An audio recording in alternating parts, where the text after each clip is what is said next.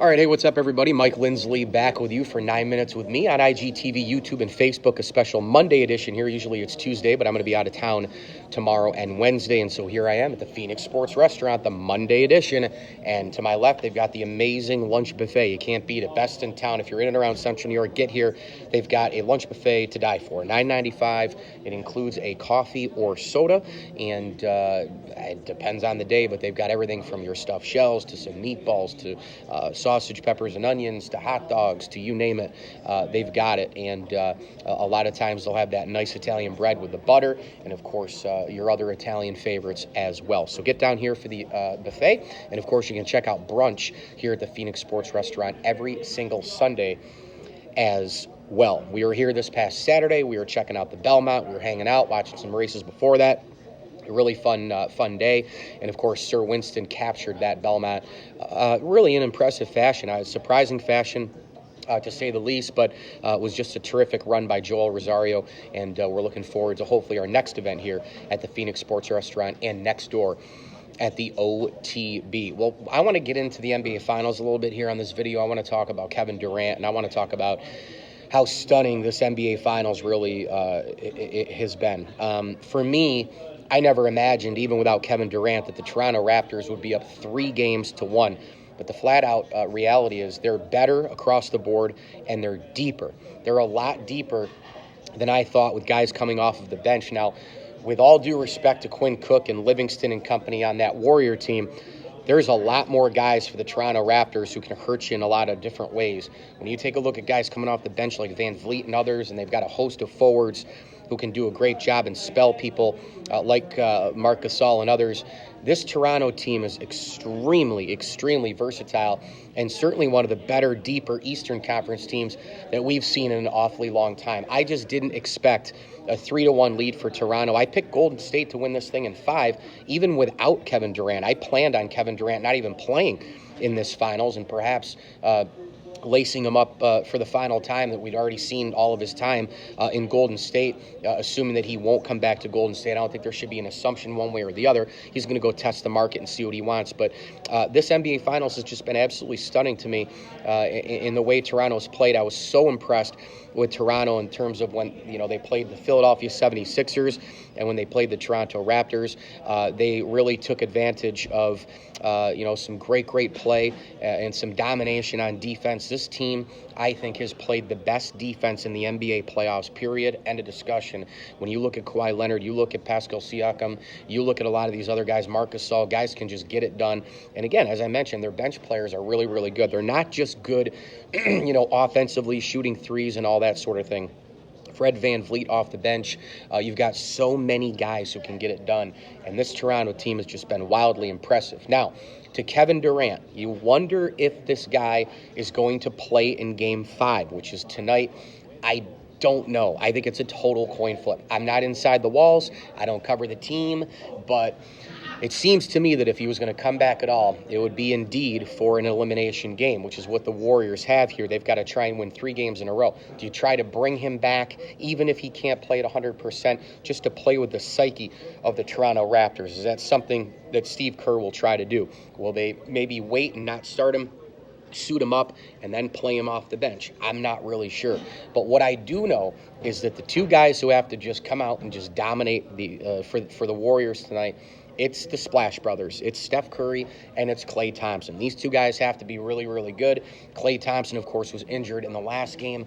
The last couple of games has not been 100%, and that's been a huge factor, in my opinion, in terms of why Golden State has not been effective in this series and not leading. In fact, trailing by 2 games. Klay Thompson is one of the best players in the NBA. I would give him the max contract if I were the Golden State Warriors, and an absolute heartbeat. This guy has been so valuable, such a great shooter, such a great leader, a championship-type player. He's got one of the sweetest shots in the history of the game. I would give Klay Thompson the max deal and not even think twice about it. But Curry and Thompson might just have to go win this series by themselves, and it's 3 in a row that they need. If KD can come back even at 80, 85, 90%, that will help Golden State out, obviously, immensely.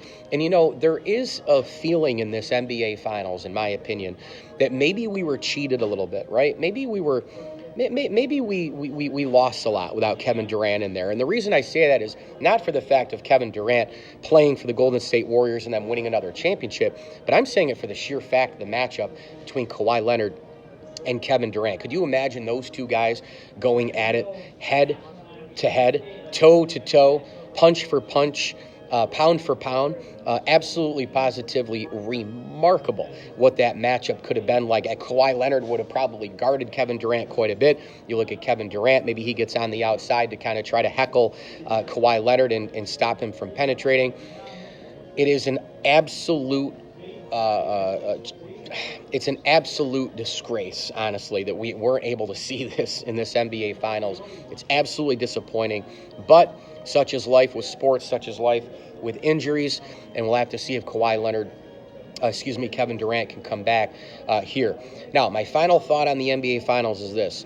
The Golden State Warriors, if they do end up losing this series, this is going to be 3-2 in the NBA Finals. What are we supposed to think about this Warriors dynasty now? 3 titles. It's closer to the Heat, farther away from the Bulls, right? It's closer to maybe the Shaq Kobe Lakers than it is to the Larry Bird Celtics or the Magic Lakers. I don't know, just throwing it out there. Magic won 5 rings in the 80s, of course. Much, there's much distance, separating, dynasty like the Celtics with Russell, Havlicek, Cousy, and Red Auerbach and company, and this current group of Golden State Warriors.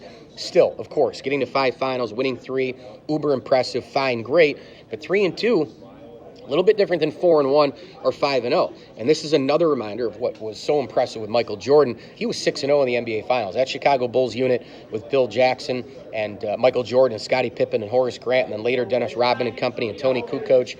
They went 6-0 in the NBA Finals. That's the bottom line, and that is hard to do.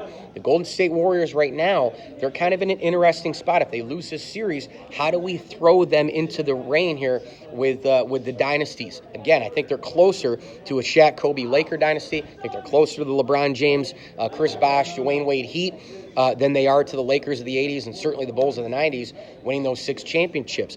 I would almost put the Spurs ahead of them already at this point. I know that 5 straight finals is great, but the Spurs, look at the amount of titles they won as well. So I think that's one thing from a legacy standpoint. 3-2 in championships, much different than 4-1, 5-0. It's like the New England Patriots. They've been to 9. Had they lost this past one, they would have been 5-4. They didn't.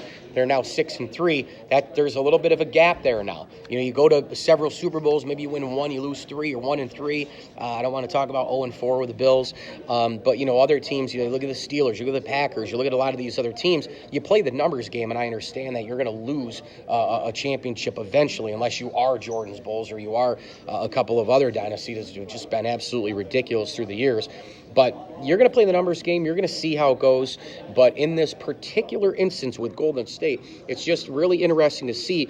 We were looking at maybe a 4-1 record here in the NBA Finals in 5 straight appearances. Now it could change a little bit to 3-2 if they somehow got back there next year and lost again. 3-3. Now you're 500 in the finals. Just becomes a different discussion. Thanks again for watching here. 9 Minutes with me, Mike Lindsley. Facebook, IGTV, and YouTube. Make sure you get down here to the Phoenix Sports Restaurant for lunch, dinner, and a heck of a lot more. They've got some boneless wing specials, all you can eat, plus all you can eat spaghetti and meatballs and steak throughout the week. And check out their lunch buffet for $9.95, which includes a coffee or a soda as well. Hit me on Twitter at Mike L Sports. And of course, you can download my podcast, the ML Sports Platter, all over where podcasts are found. And as I always tell you, enjoy the games.